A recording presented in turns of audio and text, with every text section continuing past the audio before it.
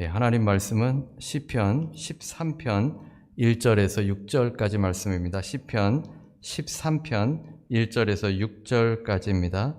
제가 가지고 있는 성경, 구약 성경 811면에 있습니다. 시편 13편 1절에서 6절까지입니다.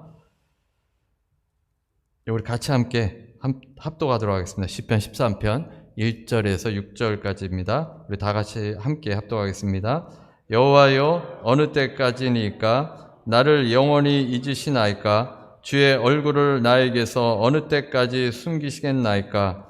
나의 영혼이 번민하고 종일토록 마음에 근심하기를 어느 때까지 하오며 내 원수가 나를 치며 자랑하기를 어느 때까지 하리이까? 여호와 내 하나님이여, 나를 생각하사 응답하시고 나의 눈을 밝히소서. 두렵건대 내가 사망의 잠을 잘까 하오며 두렵건대 나의 원수가 이르기를 내가 그를 이겼다 할까 하오며 내가 흔들릴 때에 나의 대적들이 기뻐할까 하나이다. 나는 오직 주의 사랑을 의지하여 싸우니 나의 마음은 주의 구원을 기뻐하리다. 내가 여호와를 찬송하리니 이는 주께서 내게 은덕을 베푸심이로다. 아멘. 차준희 목사님 오셔서 너무도 은혜 받고 또 제가 먼저 회복이 되는 것 같습니다. 너무 감사한데 목사님 나오셔서 풍기도의 영성이라는 제목으로 말씀 증거해 주시겠습니다. 우리 나오실 때 박수로 환영하겠습니다.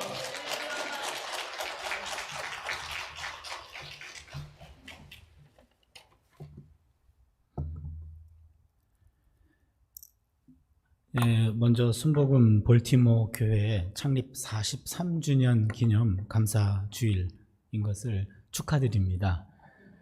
43년 동안 한 교회가 이렇게 든든하게 서울 수 있었던 것은 하나님의 은혜고, 그리고 교회를 끝까지 지키고 계신 여러분의 또한 은혜, 여러분의 또한 공로 내지는 희생, 그런 마음이 있는 줄로 믿습니다. 태평양을 건너서 여기까지 오신 것도 쉬운 일은 아닌데 여기서 또 뿌리를 내리고 그리고 버젓이 교회를 세워서 여기까지 오게 된 것 정말로 귀한 일이고 축하드릴 일입니다. 제가 무슨 대한민국을 대표해서 축하할 일은 아닙니다만 여러분 참 수고 많으셨고요. 그리고 앞으로도 이후의 역사도 우리 교회 역사가 점점 더 펼쳐지고 그리고 강건해지고 부흥하는 그런 교회가 될 수 있기를 바랍니다. 부흥의 세 번째 말씀이고 이제 마지막 말씀이 되겠습니다. 오늘 말씀 제목은 풍기도의 영성입니다. 무슨 이야기를 할지 궁금해 하실 것 같아서 제가 일단 천기를 누설하고 말씀을 나누겠습니다. 기도에 관한 말씀입니다. 기도, 어떤 기도인지는 끝까지 들어보셔야 됩니다. 구약성경은 오경, 역사서, 시가서, 예언서 이렇게 네 구분됩니다. 그런데 오경 5권, 역사서는 여호수아, 사사기, 룻기, 사무엘상하, 열왕기상하, 역대기상하, 에스라, 느헤미야, 에스더 12권. 오경은 5권이죠. 토탈 17권. 17권은 하나님이 역사 속에 남긴 행동이 기록되어 있습니다. 행동이 기록되어 있습니다. 그리고 예언서는 이사야, 예레미야, 애가, 그리고 에스겔, 다니엘, 호세아부터 말라기까지 12권, 여기도 17권이네요. 예언서는 하나님이 예언자를 통해서 주신 말씀이 기록되어 있습니다. 그러면 한쪽은 행동, 한쪽은 말씀, 나머지 책은 시가서, 욥기, 시편, 잠언, 전도서, 아가 5권. 이 5권은 하나님의 행동과 하나님의 말씀에 대한 인간의 응답이에요. 34권은 하나님의 계시, 5권은 계시에 대한 인간의 응답, 이렇게 되어 있습니다. 그러니까 성경이란 하나님의 계시와 인간의 응답이 함께 어우러진 작품이 성경이라고 말할 수 있습니다. 구약 성경에 많은 신앙의 선배들은 하나님이 그들의 삶 속에 행동으로 나타나셨고 그들에게 말씀을 주셨을 때 그들은 하나님께 반응을 보였어요. 그런데 하나님께 가장 먼저 반응을 보인 사람들이 시인입니다. 시인은 구약성경 여기저기에 시를 남긴 사람들을 시인이라고 말합니다. 그래서 구약에 나오는 내용 가운데 하나님께서 역사 속에 개입해 주셨고, 그리고 말씀을 주시고 행동해 주었을 때 그들은 하나님께 찬양으로 응답했습니다. 성경에 나오는 최초의 찬양시가 출애굽기 15장 21절입니다. 미리암이 그들에게 화답하여 이르되 너희는 야훼를 찬송하라. 그는 높고 영화로우시며 말과 그 탄자를 바다에 던지셨음이로다. 여러분 무슨 얘기인지 아시죠? 홍해를 건너고 난 다음에 미리암이 소고치고 장구를 치면서 여러분 야훼를 찬송하십시오. 그는 높고 영화롭습니다. 말과 그 탄자를 바다에 던지셨음이로다. 홍해 출애굽 사건을 경험하고 난 다음에 그들이 하나님께 찬양을 보인 겁니다. 그런데 하나님은 늘 행동하시고 늘 말씀하시는 것이 아니고 때로는 부재하시고 침묵하실 때가 있죠. 우리끼리 얘기입니다만 그때가 더 많죠. 그렇잖아요. 내 기도에 즉각적으로 응답하시고 즉각적으로 말씀하시는 것이 아니고 하나님의 부재와 하나님의 침묵을 경험할 때가 더 많아요. 그럴 때 구약 성경에 나오는 신앙의 선배들은 하나님께 탄원으로 응답했습니다. 탄원이라고 하는 것은 일종의 하나님께 내 속마음을 그대로 드러내는 것인데 가장 중요한, 가장 유명한 탄원시가 시편 22편 1절입니다. 내 하나님이여 내 하나님이여 어찌 나를 버리셨나이까? 어찌 나를 멀리하여 돕지 아니하시오며 내 신음소리를 듣지 아니하시니까? 여러분 이 말씀은 잘 기억을 못하셔도 이 말은 기억할 거예요. 엘리 엘리 라마 사박다니. 엘리 엘리 라마 사박다니. 예수님께서 십자가상에서 7마디를 남기셨는데 그 중에 하나가 엘리 엘리 라마 사박다니. 그게 내 하나님이여 내 하나님이여 어찌 나를 버리셨나이까? 요 대목입니다. 예수님도 마지막 십자가상에서 시편 22편 1절에 나오는 탄원시를 고백하면서 십자가의 고통을 감수했습니다.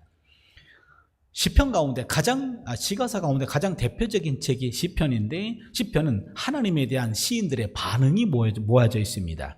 시편의 대표적인 반응이 찬양시와 탄원시입니다. 찬양시는 노래가 되고 탄원시는 기도가 됩니다. 그렇기 때문에 시편은 노래책이면서 기도책입니다. 인간이 하나님과 소통할 수 있는 합법적인 통로는 찬송과 기도입니다. 야고보서 5장 13절을 보시면 너희 중에 고난당하는 자가 있느냐? 그는 기도할 것이요 즐거워하는 자가 있느냐? 그는 찬송할지니라. 고난당할 때는 기도, 즐거워할 때는 찬송하라, 이런 얘기입니다. 그러기에 우리의 가장 중요한 언어는 기도와 찬송이라고 말할 수 있습니다.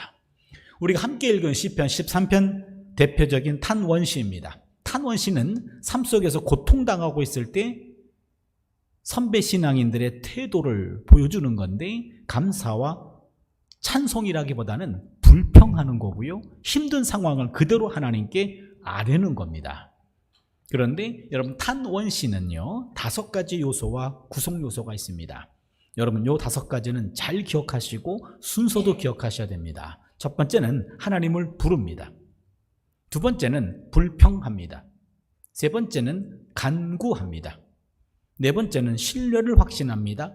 다섯 번째는 찬양합니다. 더 쉽게 얘기할게요. 하나님 불렀습니다. 나 죽을 것 같아요. 불평합니다. 살려주세요. 간구합니다. 그리야 하실 거죠? 신뢰를 고백합니다. 할렐루야. 찬양하는 거죠. 요 5가지입니다. 하나님 부르고 불평하고 간구하고 신뢰를 고백하고 찬양으로 끝나는 것, 요 5가지가 탄원시의 가장 기본적인 요소이고, 그리고 그 순서도 중요합니다. 혹시 여러분들 가운데 나는 개인적으로 기도할 때, 대표 기도는 아니고요, 개인적으로 기도할 때 나는 이런 순서대로 기도했는데, 그러면은 그분은 이미 기도의 고수입니다. 하나님 나 죽을 것 같아요. 살려주셔야죠. 그리 하실 거죠. 할렐루야. 이렇게 기도해 왔다면 기도의 고수. 저는 이 순서는 아니지만 나름 열심히 기도하고 있는데요, 뭐 그분도 기도의 고수라고 인정할게요. 막달라 기도의 고수가 되죠. 오늘부터는 막달라 기도에서 이제는 다윗 13편이죠. 다윗의 기도 같은 요 5가지 요소를 잘 따르는 그런 기도로 갈아탔으면 좋겠어요. 여러분 시편 13편 한번 볼까요? 그 순서를 찾아보려고 합니다. 13편을 보시면요, 1절에 야훼여 하나님 불렀습니다. 1절과 2절입니다. 어느 때까지니까 나를 영원히 잊으시나이까? 주의 얼굴을 나에게서 어느 때까지 숨기시겠나이까? 나의 영혼이 번민하고 종일토록 마음에 근심하기를 어느 때까지 하며 내 원수가 나를 치며 자랑하기를 어느 때까지 하리이까? 뭐에 해당할까요? 불평입니다. 불평이죠. 3절과 4절을 봅니다. 야훼 내 하나님이여 나를 생각하사 응답하시고 나의 눈을 밝히소서. 두렵건대 내가 사망의 잠을 잘까 하오며 두렵건대 나의 원수가 이르기를 내가 그를 이겼다 할까 하오며 내가 흔들릴 때 나의 대적들이 기뻐할까 하나이다. 뭐죠? 간구. 좋습니다.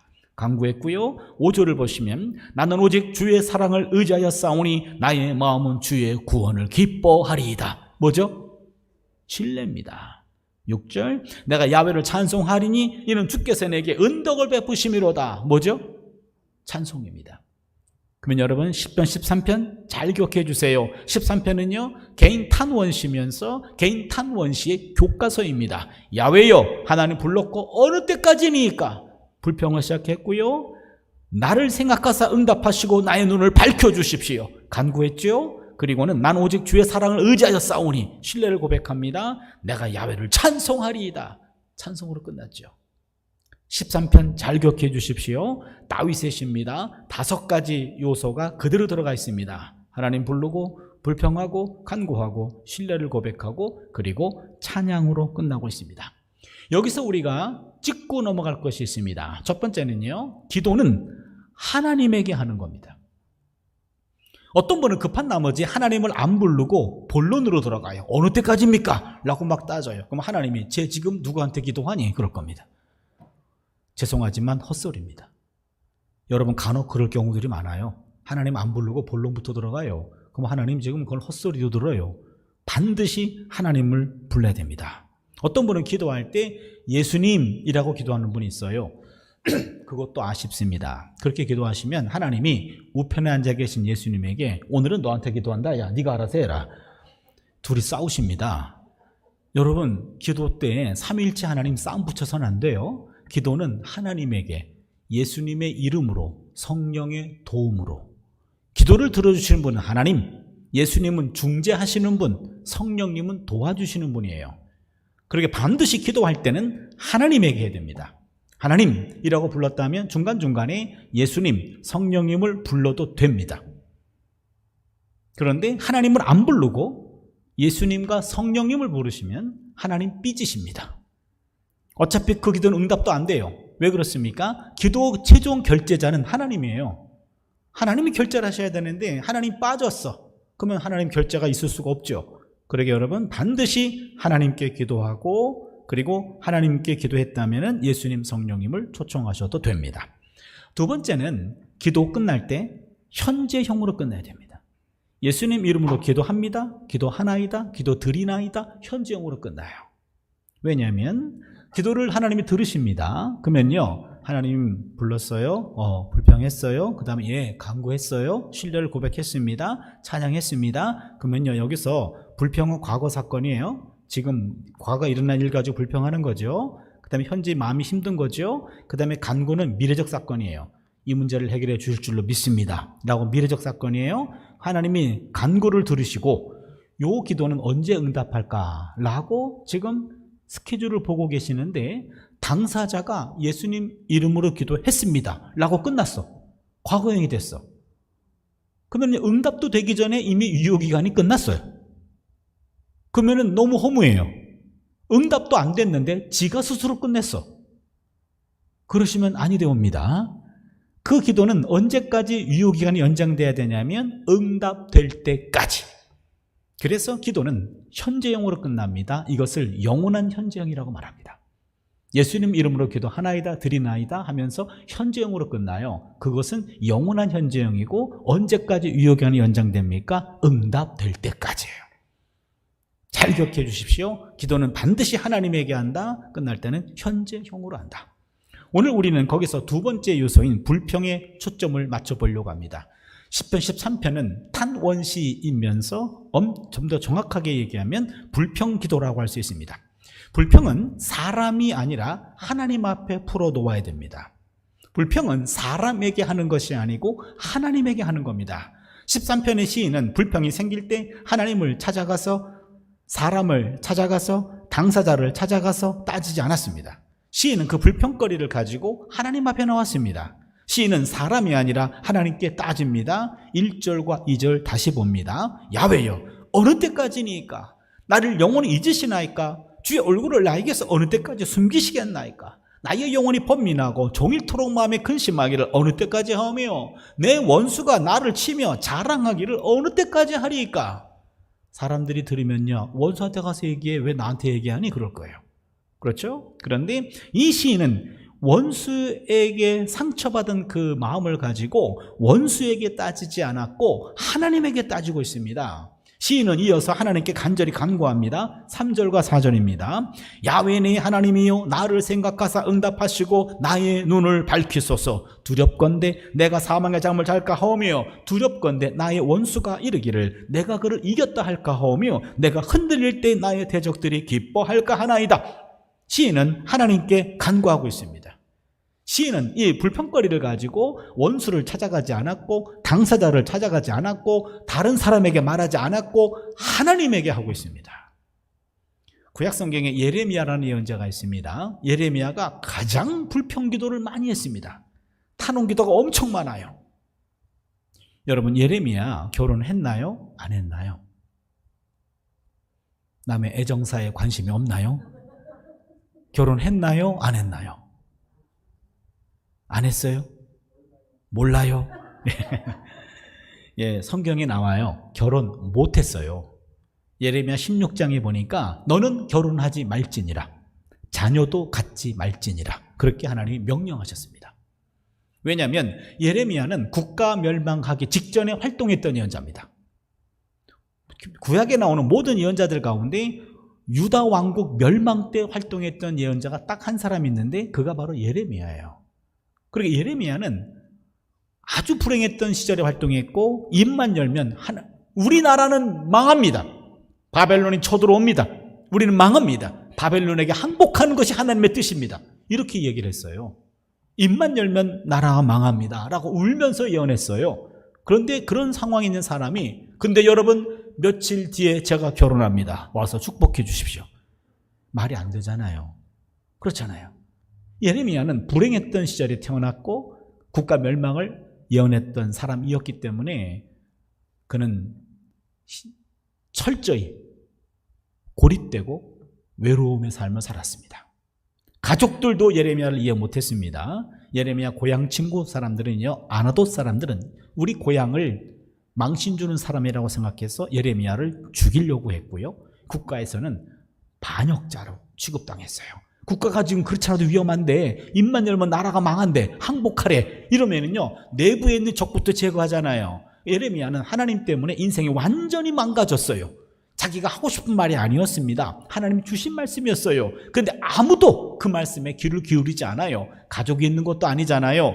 부모는 있지만, 형제는 있지만 이해받지 못했고요, 국가적으로는 국가 반역자가 됐고요, 고향 사람들은 그를 죽이려고 했다 그랬잖아요. 그러다 보니까 예레미야가 따질 때가 하나님밖에 없었던 것 같아요. 예레미야 12장 1절을 보시면 야훼여, 악한 자의 길이 형통하며 반역한 자가 다 평안함은 무슨 까닭입니까? 하나님, 악한 자가 형통하고 반역한 자가 평안한데 무슨 일입니까? 하나님, 내가 다른 건 묻지 않겠습니다. 하나님 주신 말씀을 증거했을 때 듣는 사람 가운데 특정한 사람들이 나를 죽이려고 모임을 만들고 조직적으로 나를 죽이려고 하고 함정을 파고 나를 제거하려고 하는데 적어도 그런 사람만큼은 막아주셔야죠. 그런데 어떻게 그런 사람들, 악한 사람들은 형통하고 반역한 사람들은 다 평안하고 난 점점 힘들어지는데 하나님, 이게 뭡니까? 이러시면 안 되잖아요, 하나님 하고 하나님께 따지고 있어요. 예레미야 15장 15절을 보니까 야훼여, 주를 위하여 내가 부끄러움 당하는 줄을 아시옵소서. 하나님 때문에 내가 지금 부끄러움 당하는 하나님 아셔야 됩니다 라고 지금 계속해서 따지고 있어요. 만약에 제 학생이 이렇게 2번 따지면 너 죽을래? 그럴 것 같아요. 그런데 하나님은 그렇게 따지는 기도에 대해서 오히려 불평하지, 그렇게 불만을 품거나 기분 나빠하지 않고 오히려 예레미야에게 그런 기도 나한테 계속해라. 예레미야 33장 3절 말씀이죠. 너는 내게 부르짖으라. 내가 내게 응답하겠고 내가 알지 못하는 크고 은밀한 일을 내게 보이리라. 오히려 그런 불평하는 기도를 하나님은 예레미야에게 하라고 얘기하십니다. 사람에게 하지 말고 나에게 하라고 얘기하십니다. 욥이란 사람, 우리가 첫날 고난의 영성을 나누면서 나누었죠. 욥이란 사람 엄청난 부자였고 7남 3녀를 둔 유복한 가정을 꾸렸던 사람이죠. 그러나 엄청난 재난을 통해서 모든 것을 다 잃었습니다.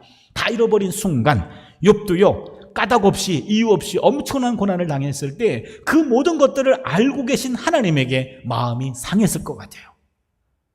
그래서 욥기 3장에서 그랬잖아요. 내가 태어난 날 저주를 받았다면 내가 만들어진 그날 밤 만들어지지 말던지 하면서 하나님께 거칠게 따졌잖아요.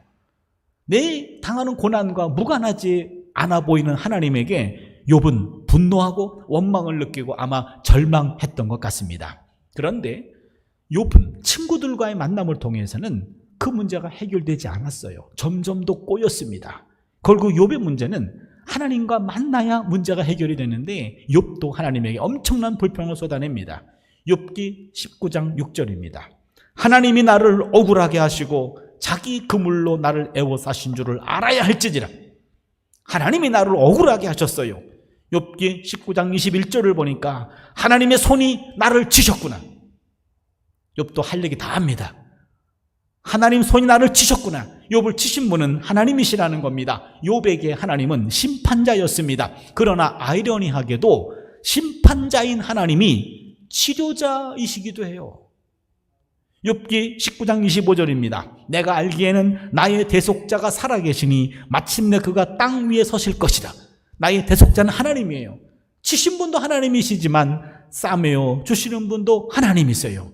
그러게 인간에게 불평을 쏟아냈을 때는 문제가 점점 꼬였어요. 해결되지 않았습니다. 오히려 하나님께 불평을 쏟아냈을 때 오히려 그 문제가 해결이 되었습니다. 바로 이겁니다. 사람에게 불평하지 않고 하나님에게 불평을 쏟아놓는 겁니다.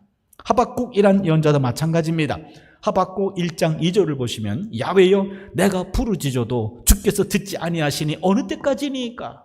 하박국도 하나님께 와가지고 거칠게 따지고 있습니다. 그렇다면은 구약성경에 나오는 신앙의 거장들 13편의 다윗도 그랬고 예레미야는요 엄청나게 불평을 쏟아냈고 욥도 그랬지요. 하박국도 그랬지요. 신앙의 거장들은 하나같이 불평거리를 사람들에게 쏟아붓지 않았고 하나님께 토해냈습니다. 불평은 사람에게 하는 것이 아닙니다. 불평은 하나님에게 하는 겁니다. 불평과 불만이 사람에게 향하면 분자가 돼요. 불평분자, 불만분자가 됩니다. 그러나 불평과 불만이, 똑같은 불평과 불만이 하나님을 향하면 기도가 됩니다. 불평은 기도의 상 위에 올려놓아야 됩니다. 따라서 불평은 단순한 골칫거리가 아닙니다. 불평은 알고 보면 기도거리입니다. 내 안에는 불평이 막 터져나와요. 누구든지 오늘 만나기만 해 라고 사람 기다리지 마세요. 그 사람 무슨 죄입니까? 사람 기다리지 마시고 그때 여러분이 하나님 앞에 와서 무릎을 꿇고 하나님께 불평하시기 바랍니다. 하나님은 그것을 불평거리로 듣지 않고 기도거리로 들으십니다. 우리 마음이 복잡합니까? 마음이 답답합니까? 힘듭니까? 사람들에게 퍼붓지 말고 하나님께 와서 퍼부시기 바랍니다. 하나님은 그것을 기분 나빠하지 아니하시고 오히려 더 하라고 얘기하셔요. 하나님은 그것을 기도로 들으시고 너가 그것을 마음속에 품고 있으면 네가 죽어, 네가 힘들어져, 나한테 쏟아부어 라고 하나님은 그 짐을, 그 상처와 아픔을 그 안에서 끄집어내시기를 원하십니다. 이 비슷한 말씀을 어느 교회에서 내가 증거했더니 60이 넘은 장로님이셨어요. 같이 식사하면서 목사님 오늘 내가 충격적인 메시지를 들었습니다. 나는 하나님한테 불평하면 안 되는 줄 알았습니다. 지금까지 한 번도 하나님께 불평 기도를 드려본 적이 없습니다. 근데 오늘부터 좀 자유롭게 할 수 있을 것 같아서 제가 충격을 받았습니다. 저는 그 얘기를 듣고 그 말에 충격받았어요. 그러면 그 많은 불평을 누구한테 쏟아부었을까? 그렇잖아요. 인간들은 불평과 불만을 안에 가지고 있다가는 이것이 화병이 돼요. 안 됩니다. 누군가에게 터뜨려야 돼요. 그렇기 때문에 친구가 필요할 때도 있고 그다음에는 배우자가 필요할 때도 있고 누군가가 있어야 이걸 쏟아내거든요. 그런데 그때 듣는 사람들이 상처받아요. 그런데 상처받지 않고 그것을 전문가로 받아들이는 분이 있어요. 우리 하나님이십니다. 여러분, 불평거리가 치밀어 오를 때 하나님 찾아가셔서 무릎 꿇고 하나님께 불평을 토해내시길 바랍니다. 그때 하나님은 그걸 기도로 들으십니다. 불평이 기도로 채워지면 어느 순간 갑자기 감사와 찬양으로 바뀝니다. 이게 놀라운 일입니다. 13편의 시인은 하나님 앞에서 불평과 간구의 기도를 통해서 마음이 한순간에 바뀌는 것을 경험합니다. 그게 5절이잖아요. 나는 오직 주의 사랑을 의지하여 싸우니 나의 마음은 주의 구원을 기뻐하리이다. 갑자기 마음이 바뀌었습니다. 하나님 앞에서 불평하고 탄원하고 통곡의 기도를 하던 시인은 갑자기 신뢰를 확신합니다. 그리고는 하나님이 자신의 기도를 응답하시고 자신의 문제가 해결될 것이다 라는 확신을 갖게 됩니다. 그러자 자연스럽게 감사와 찬양이 흘러나옵니다. 그게 6절입니다.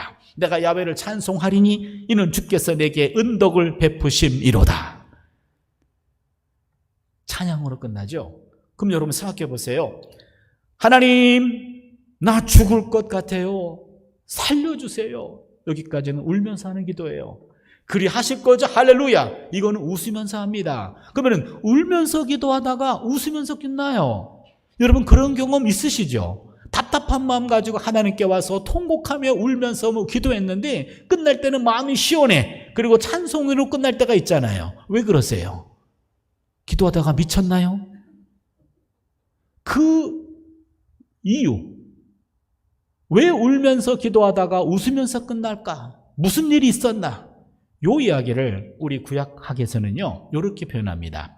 개인 탄원시에 나타난 분위기 급변의 동인에 관한 연구. 표현이 어렵습니까? 개인 탄원시에 나타난 분위기 급변의 동인에 관한 연구. 표현이 고급지죠? 거기서 쉽게 얘기하면 1, 2, 3번 울면서 해요. 4번, 5번 웃습니다. 그러면 3번과 4번이 분위기가 급변돼요. 그러면 뭔 일이 있었니? 요거를 찾아낼 때마다 시편 박사가 배출됐습니다. 여러분 오늘 설교를 경청해서 듣고 있고 박사급으로 듣고 있어서 제가 이 이론을 좀 나누려고 합니다. 오늘 처음 듣고 다시는 들을 일이 없을 거예요. 잘 기억해 주세요. 첫 번째입니다. 미래 구원 사건의 선취 이론. 미래 구원 사건의 선취 이론. 무슨 얘기냐면 불평 중에 하나님께 기도하면 어느 순간 내가 갖고 있었던 문제가 해결될 것이라는 확신에 이르게 됩니다. 인간적인 불평이 기도를 통하면 하나님의 영으로 세례를 받아 어느 순간 불평이 사라지고 그 자리에 감사로 채워집니다. 사실 불평은 환경에서 나오는 것이 아닙니다. 불평은 마음에서 나옵니다. 기도도 마음에서 나옵니다. 그래서 기도하면 환경보다 마음을 변화시킵니다. 아직 응답되지 않았습니다. 하지만 기도자의 마음은 이미 해결될 것이다 라는 확신으로 가득 차게 됩니다. 이런 신뢰 확신이 기도자로 하여금 미리 감사하고 찬양을 표현하도록 하는 거예요. 미래에 일어날 구원 사건을 미리 미리 취해서 이 구원 사건을 현재화하는 겁니다. 앞으로 일어날 사건을 선취하는 거예요. 미리 취해서 현재화해서 지금 영향을 받는 거죠. 미래의 에너지를 선취해서 현재 사용해서 기도가 바뀌는 겁니다. 두 번째 이론은 과거 구원 사건의 회상 이론입니다. 과거 구원 사건의 회상 이론. 불평 중에 하나님께 기도하면 기도 중에 과거에도 이와 유사한 경우에 하나님이 응답해 주셨던 그런 하나님의 사랑, 하나님의 구원 사건을 생각하게 됩니다. 과거에는 이보다 더한 문제가 있었는데 그때 하나님이 해결해 주셨어. 시간이 지났어요. 잊혀졌어요. 때요 새로운 문제가 생겼어요. 다시 기도의 단을 쌓습니다. 기도하다 보니까 과거의 나를 살리셨던 구원 사건이 불현듯 생각이 나요. 그렇다면은 그 하나님은 나의 오늘의 하나님이시기 때문에 그 과거의 문제를 해결해 주신 하나님이 이 문제도 해결해 주시겠네 하면서 과거 구원 사건이 회상이 되면서 이것을 재활용하게 되는 거죠. 그래서 기도가 바뀌는 겁니다. 과거의 구원 체험이 생각나면서 불평이 감사로 바뀌는 거죠. 세 번째 이론은 현재의 분산된 에너지 결집 이론입니다. 현재의 분산된 에너지 결집이론. 무슨 얘기냐면 갑자기 감당하기 어려운 문제가 발생하면 인생이 all 스톱됩니다. 여러분, 문제가 생기면은요, 인생이 스톱돼요. 왜요? 그 문제를 해결해야 되니까. 그러다 보니까 문제에 온 신경을 빼앗깁니다. 문제는 실제보다 더 크게 보입니다. 자신은 작아 보입니다. 문제 앞에 선 사람들은 무기력해집니다. 무능해집니다. 얘가 문제예요. 얘가 나예요. 문제가 하나 생겼어요. 그러면 계속해서 문제에 온 신경을 빼앗기게 되면서 계속해서 문제만 생각해요. 그러다 보면은 여기서 보는 문제와 여기서 보는 문제가 크기가 달라 보이잖아요. 여기서는 좀 작아 보이는데 문제 앞에서는 문제가 커 보이죠. 문제만 생각하다 보면은요, 문제 앞에 완전히 문제 안에 들어가요. 그럼 사방이 문제예요. 원래는 문제는 하나였는데 내 인생 자체가 문제가 돼요.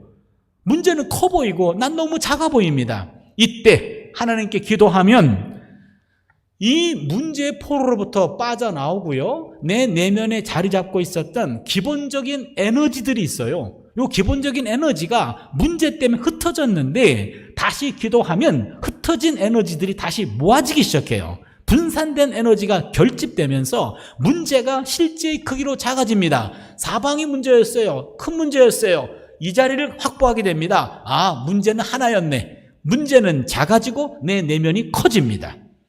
실제의 크기로 작아지고 자신의 내면이 커지고 강해지고 당당하게 되면서 감당할 수 있는 힘이 내면에서 솟구칩니다. 기도는 현재 분산된 내면의 에너지를 결집시켜서 웬만한 문제는 넉넉히 감당하게 해줍니다. 그렇다면 여러분 잘 기억하세요. 기도는 미래의 구원 사건을 선취해서 지금 활용하게 하고, 기도는 과거의 구원 사건을 회상함으로 현재화해서 재활용하고, 기도는 현재 흩어진 에너지를 한데 모아서 현재 문제를 감당하게 해주는 거죠. 그렇다면 기도는 삼중 에너지를 끌어올 수 있습니다. 이게 기도의 능력입니다. 기도의 선물입니다. 우리가 기도만 제대로 할 수 있다면 이 삼중 에너지 중에 하나만 끌어와도, 미래 에너지를 끌어오건 과거 에너지를 재활용하건 내면에 흩어진 에너지를 결집시키건 간에 웬만한 문제는 감당할 수가 있어요. 그렇기 때문에 중요한 것은 기도입니다. 예수님께서 기도로 귀신 들린 아이를 고치실 때 제자들이 질문합니다. 마가복음 9장 28절이죠. 우리는 어찌하여 능히 그 귀신을 쫓아내지 못하였나이까? 아니, 우리는 왜 못합니까?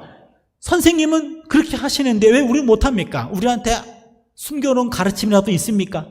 그때 예수님께서 마가복음 9장 29절에 이렇게 이야기합니다. 기도 외에 다른 곳으로는 이런 종류가 나갈 수 없느니라. 천기를 누설을 하셨어요. 얘들아, 기도밖에 없어, 그 얘기예요. 3년 동안 동고동락하며 함께 식사하며 함께 잠을 잤던 제자들이 놓쳤던 것이 있어요. 밤 늦은 시간에 보이지 않았던 예수님, 기도하러 가셨어요. 새벽 미명에 보이지 않았던 예수님, 기도하러 가셨어요. 그 기도하는 예수님을 제자들은 놓쳤던 겁니다. 바로 이 기도입니다. 기도 이외에는 다른 능력이 없다고 얘기합니다. 기도는 엄청난 에너지를 불러들이는 거룩한 스위치입니다. 여러분, 우리 몸이 기도하는 몸이 돼야 돼요. 저는 가끔 그런 기도합니다. 여러분도 참조하시면 좋을 것 같아요. 내 마지막 숨이 걷어지는 순간 이 몸이 하나님을 찬양하고 기도하는 몸 되게 하여 주시옵소서. 마지막 숨을 걷어갈 때 내 마지막 호흡이 하나님을 찬양하고 기도하는 데 사용되기를 원합니다. 그거예요. 여러분, 이것은 중요합니다. 몸이 기도를 기억하는 몸이 돼야 돼요. 이 몸이 기도를 기억해야 됩니다. 저는 이것을 몸 기억이라고 말합니다. 예배학에서는 암묵적 기억이라고 말합니다. 상담학에서는 무의식적 기억이라고 말합니다. 무의식적으로 내 몸이 기억하고 있는 거예요. 잘 들으세요. 내 근육이 기억하는 딱 그만큼이 내 신앙이에요. 내 신앙은 내가 알고 있는 것이 아닙니다. 성경을 몇 번 읽었다가 아니에요. 내가 얼마큼 헌신했다가 아니에요. 내 몸이 기억하는 그것만큼이 내 신앙입니다. 몸의 기억은 생각의 기억보다 앞서고 또 오래 갑니다. 몸이 기억해야 돼요. 내가 알고 느끼는 정도가 아니라 내 몸의 수준, 즉 내 몸의 근육이 기억하는 신앙 수준이 진짜 내 신앙이에요. 내 몸의 근육이 기억한다라는 것은 내가 내 몸을 컨트롤할 수 없을 때 조건반사적으로 움직여야 돼요. 그게 나입니다. 그게 내 신앙이에요. 내가 나를 컨트롤할 수 없는 순간이 왔을 때 내 몸이 기도하고 찬양하는 몸이 될 수 있도록 그런 몸을 만드는 것이 우리의 남은 숙제예요. 여러분 이 숙제를 잘 감당할 수 있기를 바랍니다. 저는 신학대학에서 지금 학생들을 가르치는 신학교 교수로 지금 29년째 하고 있고요. 그리고 밤마다 성경을 연구하는 게 제 직업이거든요. 그래서 보통 새벽 1시, 2시까지 성경을 연구하게 됩니다. 그 시간이 가장 계시가 많이 임해요. 낮에는 성경이 풀리지 않았는데 꼭 새벽 1-2시쯤 돼야 성경이 풀려요. 그러니 그 맛을 알기 때문에 1-2시까지는 꼭 성경을 연구하는 게 몸에 배어 있어요. 그러다 보니까 새벽에는 못 일어나죠. 새벽에는 이불 속에서 입신하고 있어요. 그러니 평생 새벽 기도를 해본 적이 없어요. 그러니 내 친구 목사들은 다 새벽 기도를 하잖아요. 그러니까 언제 가끔씩 와가지고 그게 못마땅한 모양이에요. 야, 너는 새벽에 기도 안 하면 너는 도대체 언제 기도하냐? 라고 퉁명스럽게 얘기해요. 그러면 제가 그러죠. 야, 기도는 영혼의 호흡 아니냐? 넌 영혼의 호흡을 새벽에만 하니? 나는 24시간 호흡한단다. 그렇게 말하는 사람 치고 기도하는 사람 못 봤어요. 제가 그랬거든요. 한평생을 저는 모태신앙인이고 평생을 60년 이상을 신앙인으로 살아가고 있고 목사 그리고 목사 후보생들을 가르치는 신학교 선생으로 살아가고 있는데요. 몇 년 전부터 고민이 하나 생겼어요. 하나님께 기도하는 기도거리가 하나 생겼어요. 하나님, 저에게 기도하는 법을 가르쳐 주세요. 요 기도를 시작했어요. 제가 이렇게 얘기하니까 우리 학생들이 황당하다 그래요. 아니, 교수님이 그러하시면 아니 되옵니다. 그러는데 아니, 내 진심이야. 내가 하는 기도가 제대로 하는 기도인지 나도 좀 검증받고 싶어.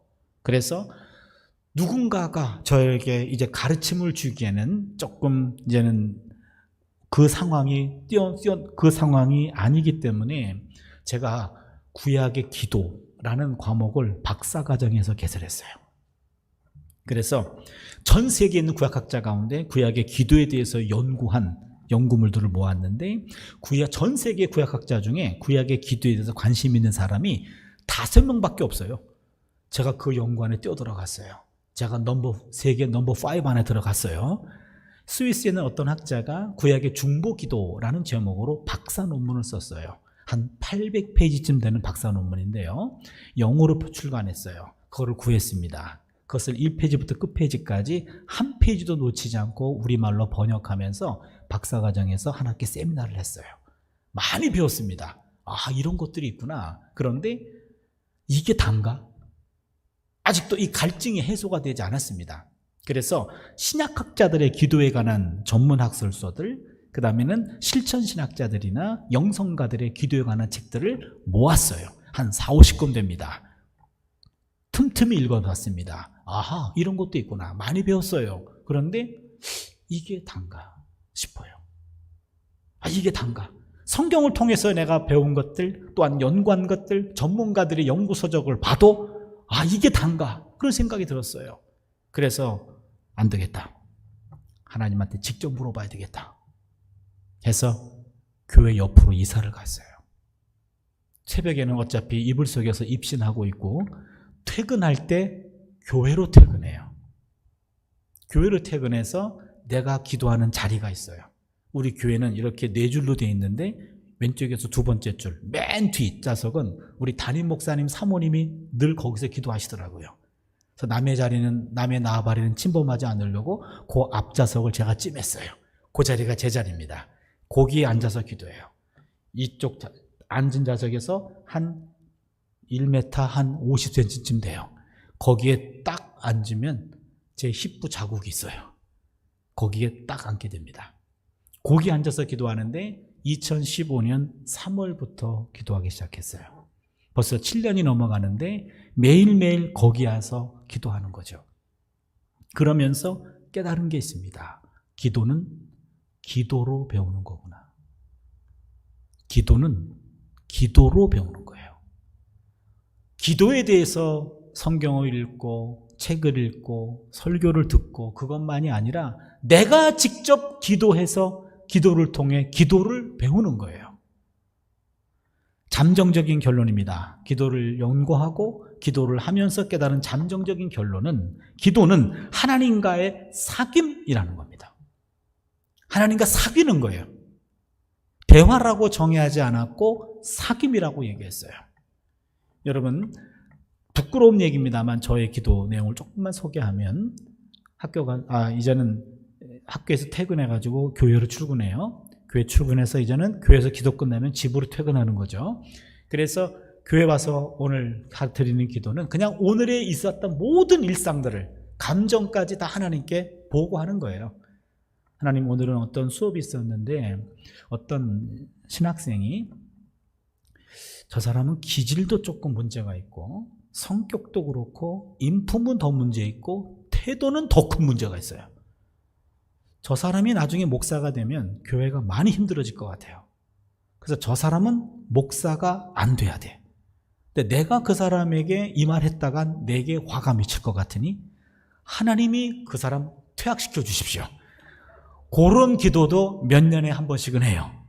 꼭 그런 분들이 몇 년에 한 번씩은 나오거든요. 그러나 내가 그의 길을 막았다가는 내가 그 모든 후폭풍을 감당해야 되니까 하나님에게 고자질하는 거죠. 하나님 좀 막아주세요. 교회를 사랑하신다면 저자를 막아주십시오. 그런 기도도 하고, 교수 회의를 하는데 특정 교수가 저한테 늘 좀 태도가 불손하고 좀 공격적이고 막 그래요. 하나님, 그 교수 입 좀 막아주세요.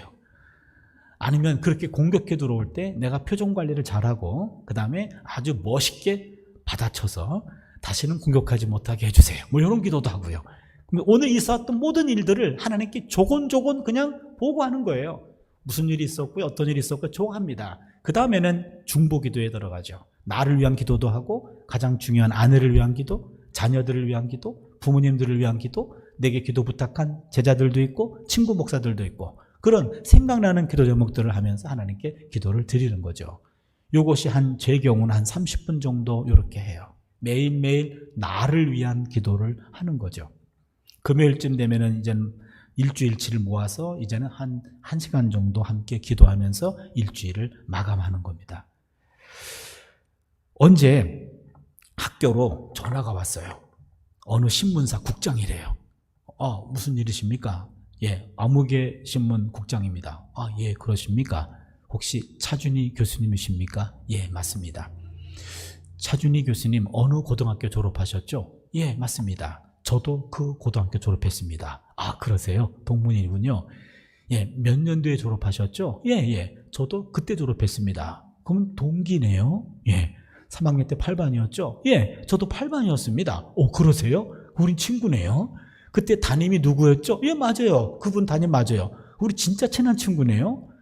그러면은 말 놔도 되겠니? 그러는 거예요, 그분이. 그래서 그래, 말 놔. 근데 왜 전화했니? 그랬더니 돈 좀 꿔줄래? 그런 거예요. 아니, 사실 누군지 모르겠어요. 누군지 모르겠는데 정황상 친구야.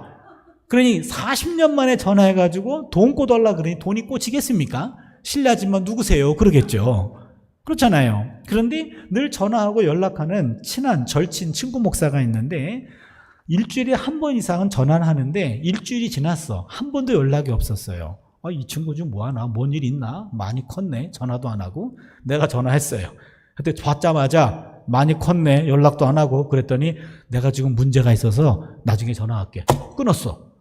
내가 전화한 것도 기분 상한데 내 전화를 끊은 거예요. 끊었어요. 다시 걸죠. 야, 무슨 일인데? 무슨 문제가 생겨가지고 내가 지금 복잡해. 나를 그냥 가만히 두는 게 나를 도와주는 거야. 또 끊었어.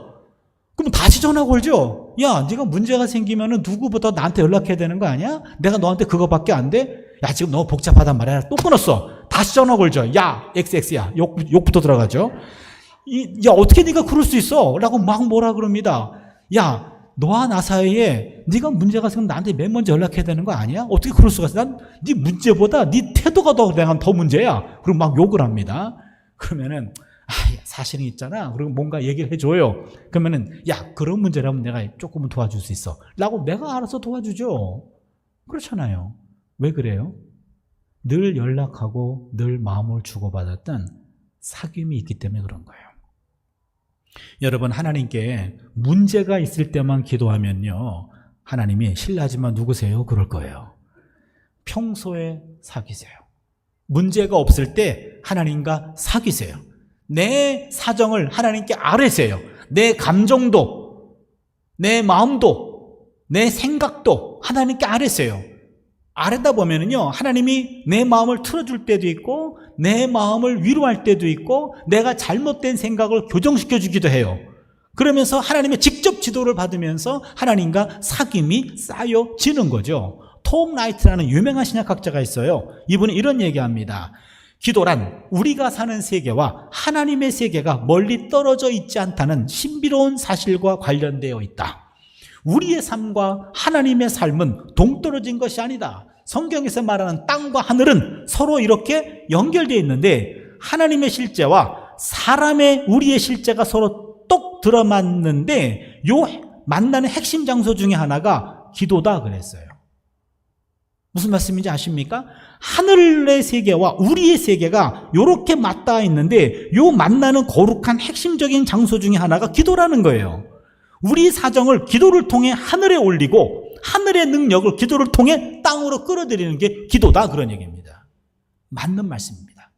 하늘의 세계와 우리의 세계가 있다 있는 건 맞닿은 그것이 바로 기도예요. 그렇다면 중요한 것은 내 몸이 기도하는 몸이 돼야 돼요.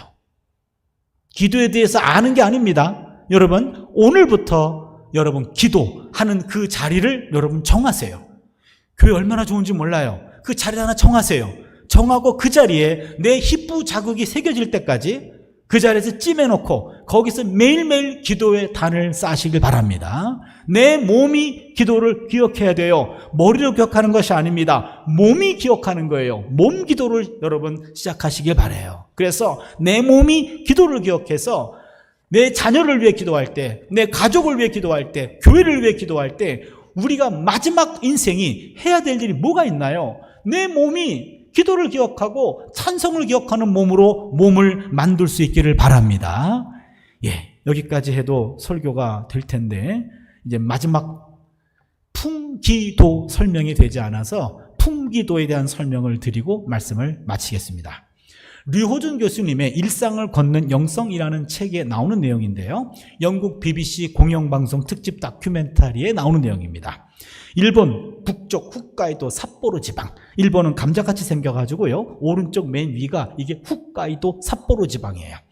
여기 보시면 그 안에 조그마한 크리스찬 고등학교가 있었습니다. 근데 그 홋카이도 삿포로 지방은 좀 경제적으로 좀 낙후된 지역이 모양이에요. 그 고등학교가 있는 지역도 더 어려운 지역이었던 모양입니다. 근데 거기에는 학생들을 진심으로 가르치시는 여자 선생님이 계셨어요. 그 학교 교훈이 하나님 사랑과 이웃 사랑이에요. 서예를 통해서 학생들에게 인성교육도 시켜주는 아주 마음씨 따뜻한 선생님이셨습니다. 그런데 시험에 실패해서 어깨를 쭉 늘어뜨린 남학생들이 많아집니다. 남학생들의 어깨를 쓰다듬어주기도 하고, 또한 가정 형편이 어려워서 좌절하며 울음을 터뜨리는 여학생들의 눈물을 닦아주는, 그리고 안아주는 마음씨 따뜻한 여자 선생님이었습니다.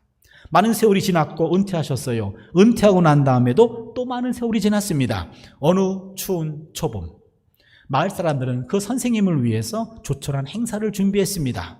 선생님의 100세 생일 잔치입니다. 최근에 졸업한 젊은 제자부터 옛날에 졸업한 늙은 제자까지 다 모였어요. 풍금을 치면서 선생님 생일 축하 노래를 불렀습니다. 그리고는 100개 촛불을, 제자들 동을 받아서 100개 촛불을 다 껐어요.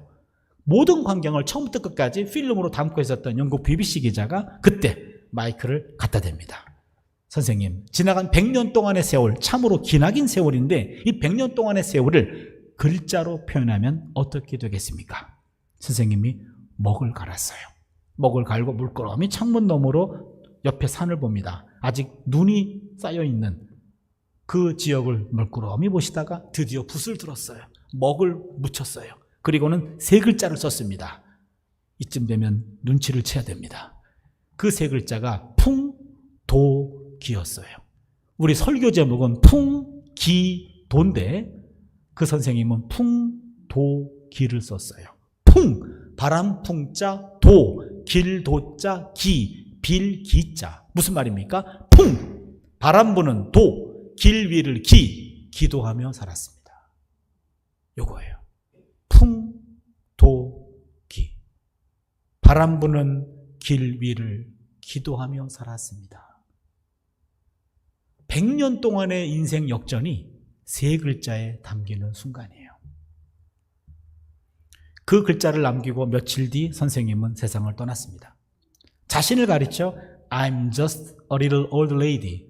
나는 그저 작고 초라한 늙은입니다. 라고 얘기했는데 그 다큐멘터리 제목은 A little giant lady. 몸집은 작았지만 영웅적인 부인이었다. 여기서 다큐멘터리도 끝났고 책도 끝났어요. 제가 곰곰이 생각해 봤습니다. 우리는 아직 100세에 도달한 것이 아니고 100세를 향해 가고 있다면 우리의 남은 인생은 두 번째와 세 번째 글자를 바꿔야 되는 건 아닌가? 풍, 기, 도. 무슨 말입니까? 풍! 갑자기 인생에 바람이 불면 앞이 보이지 않아요. 그때 기, 기도하면 도, 보이지 않는 길이 보인다. 이겁니다. 요게 풍, 기, 도입니다. 여러분, 바람 없는 인생 없어요. 직장에 바람이 불고 사회에 바람이 불고 인간관계도 바람이 불어요. 가정에도 바람이 있어요. 부부관계도 바람이 있어요. 자녀 바람이 있어요. 건강 바람이 있어요. 물질 바람이 있어요. 바람 없는 인생 한 사람도 없습니다. 아이고 목사님, 바람 없는 곳 좀 있으면 알려주세요. 있기는 있어요. 무덤입니다. 무덤 들어가시면 일체 바람이 없어요.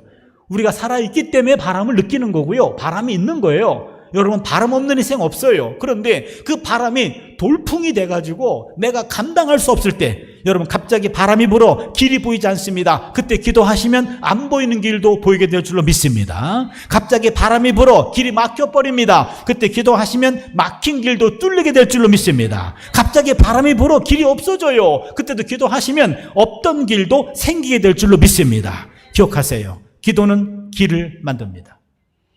우리가 세 번에 걸쳐서 잃어버린 영성을 회복하자라는 말씀을 나누었습니다. 여러분, 많은 것들이 마음속에 남아있을 것 같은데요. 그러나 한 가지만큼은 꼭 기억해 주십시오. 풍, 기, 도는 기억해 주십시오. 바람 불 때 기도하면 길이 생긴다더라. 기도는 길을 만듭니다. 여러분, 요 풍기도의 영성을 가지시고 오늘부터 기도의 자리를 만드시고 내 몸을 기도하는 몸으로 만들어 나가는, 내 몸의 근육이 기도를 기억하는 그런 몸으로 여러분 프랙티스 하셔서 내 몸 기도를 통해 내 자녀에게, 내 주변 사람들에게 유익을 줄 수 있는 그러한 삶을 살아낼 수 있기를 주님의 이름으로 축원합니다. 우리 함께 찬송 드리고 함께 마지막 기도를 드리도록 합니다.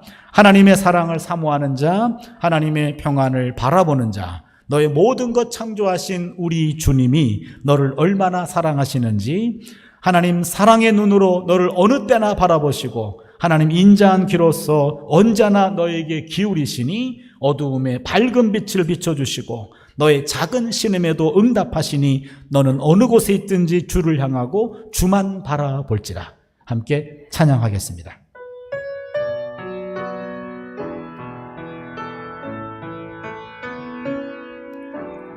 잠깐이요. 반주자님, 원키로 좀 해주실래요? 예, 그 음입니다. 하나님의 사랑을 사모하는 자, 하나님의 평안을 바라보는 자, 너의 모든 것 창조하신 우리 주님이 너를 얼마나 사랑하시는지 하나님께 찬양과 경배하는 자, 하나님의 선하심을 닮아가는 자, 너희의 모든 것 창조하신 우리 주님이 너를 자녀 삼으셔. 다 같이 일어나셔서 찬양합니다. 하나님 사랑의 눈으로 너를 어느 때나 바라보시고 하나님 인자한 귀로서 언제나 너에게 기울이시. 다 같이 손을 들고 찬양합니다. 어두움에 밝은 빛을 비춰주시고 너의 작은 신음에도 응답하시니 너는 어느 곳에 있든지 주를 향하고 주만 바라볼지. 하나님 사랑의 눈으로 하나님 사랑의 눈으로 너를 어느 때나 바라보시고 하나님 인자한 귀로서 언제나 너에게 기울이시니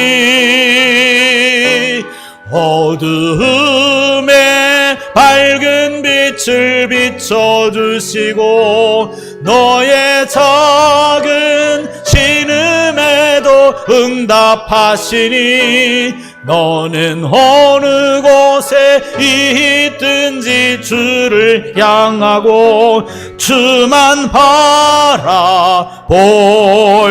바라볼지라. 주만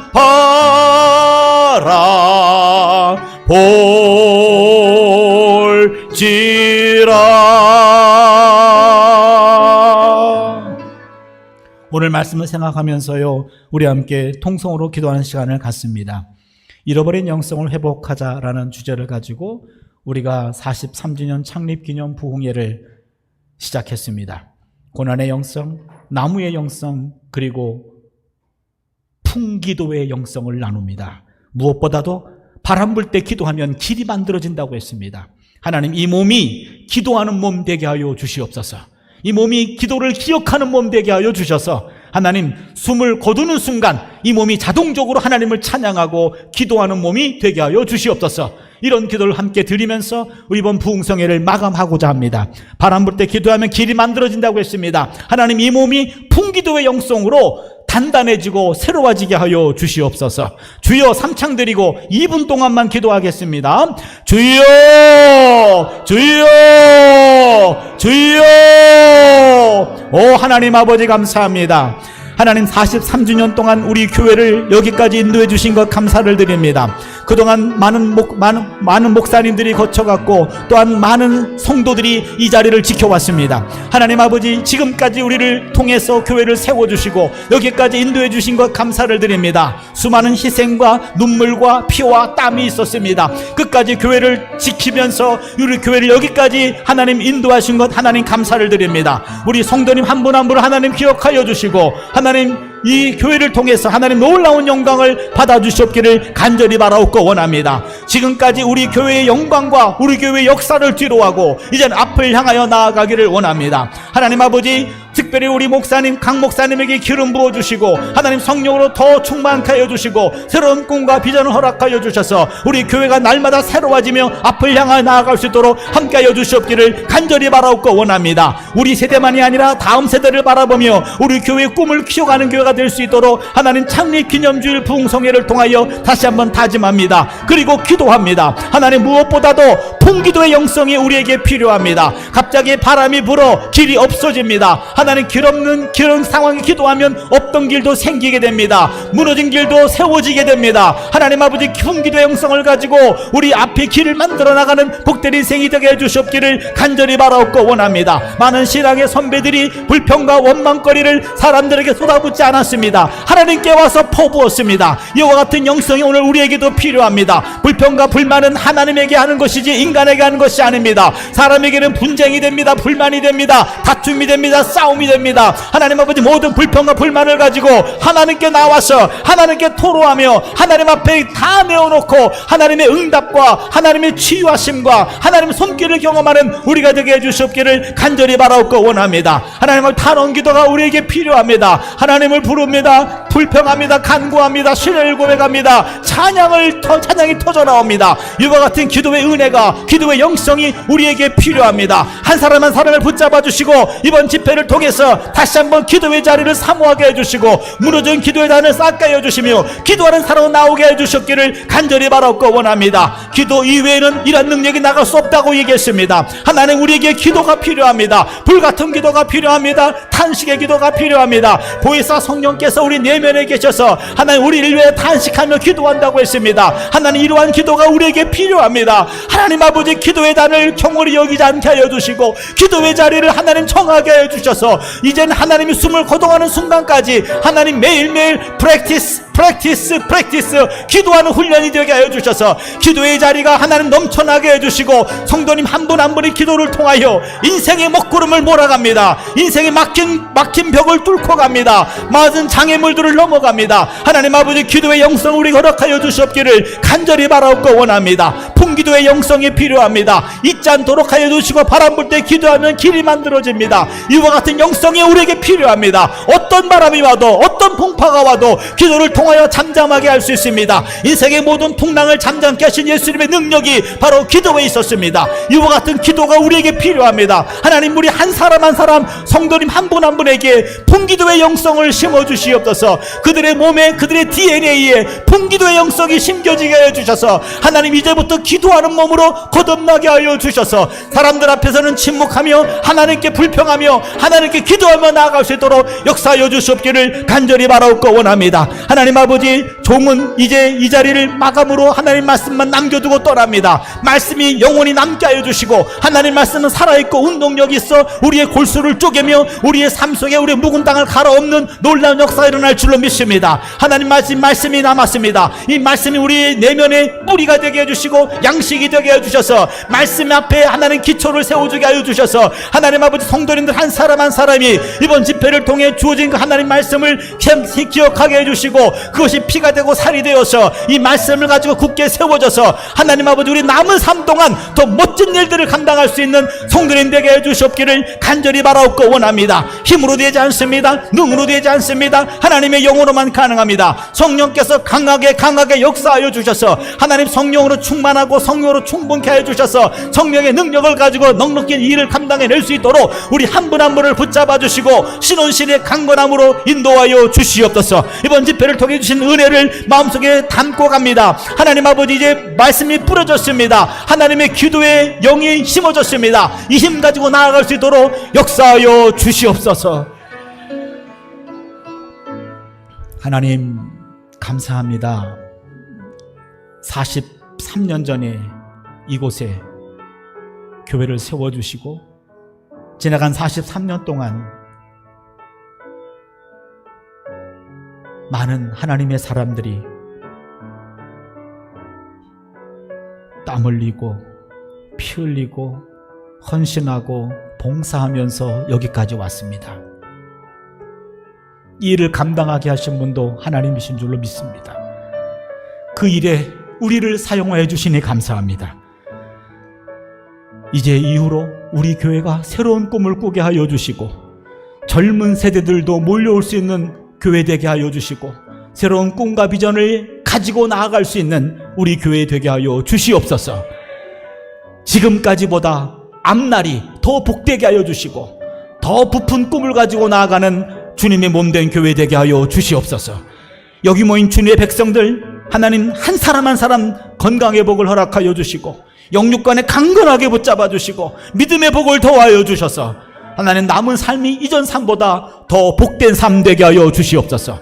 무엇보다도 기도하는 몸을 만들게 하여 주시옵소서. 근육이 기도를 기억하게 하여 주시옵소서. 이제부터 결단합니다. 기도의 자리를 정합니다. 날마다 기도하기로 합니다. 하나님 아버지, 이 결단과 결심이 흔들리지 않도록 하여 주시고 교회가 기도를 통하여 다시 한번 성령의 불을 받게 하여 주시고 하나님 말씀으로 타오르는 교회 되게 하여 주시옵소서.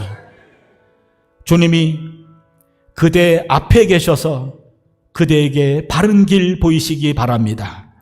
주님이 그대 곁에 계셔서 그대를 껴안아 지키시기를 바랍니다. 주님이 그대 뒤에 계셔서 못된 사람들의 나쁜 계획에서 그대를 보존하시기 바랍니다.